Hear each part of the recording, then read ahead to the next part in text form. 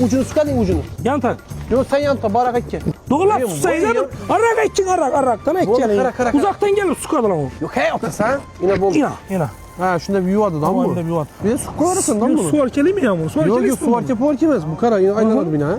Yine aylanadı. 10 devlini açılıydı bu. 10 atmosferi açılıydı bu. Hadi bir de külçü var. Bir de yine şırpa su kazan karşı çıkardı bu. Ütü gerek mi bana? Gerek mi de öyle? Elin yanında şırpa su kazayı kaçsı var kaçmayı işte böyle. Tok işletmişsen iş Yok kalır. hayır tok işletmiyor. Üç fitinden faydalansan bu oldu doğru mu? Hava hiç etmiyor. Bu yani az biraz su çıkarmayayım mı? Yok değil mi? Komentarda şunu yazdı birisi. Bir de su çıkardı devlini açılan mıydı bu öden? 10 devlini yazdım çizdim. Bu bakıyor yine ucundaki kuyaş paneli koyardı onu. Yuvadı onu. Tamam. Bu latun değil mi? Bronza değil mi? Aşını veş bu. Demir emez, zengin kamıydı bu. Yok. Ucuda kılık kamıydı. Yok. 20 kilo kuyaş paneli var. Şunların neçeden koyuşum gerek? Şu beresi bir neye boladı? Bir panela boladı. Ama misal için öğünde 10 tane panel bolsa, 10 tane şuna 10'nu koy beresi. Kankada, Karakaş'ta turbanı zavutu var. Alıp şırpa özün İbulanam. Alasana kırsa öyle bırakın. Buna tok gerek miydi? Nasıl da ekmeği su kazan. Ana su kazandaki her kazanımını kreni koyasan boldu. Sen firmerin bak. Ama Firmeye su tartacaksın hem bunu koy bir de bak yamanı geldi ora. Kanı? İmunla su kazan. salma kaz diyen günün git bir de. Salma kazıp oturmuşsan ucunu su kazan ucunu. Yan tak.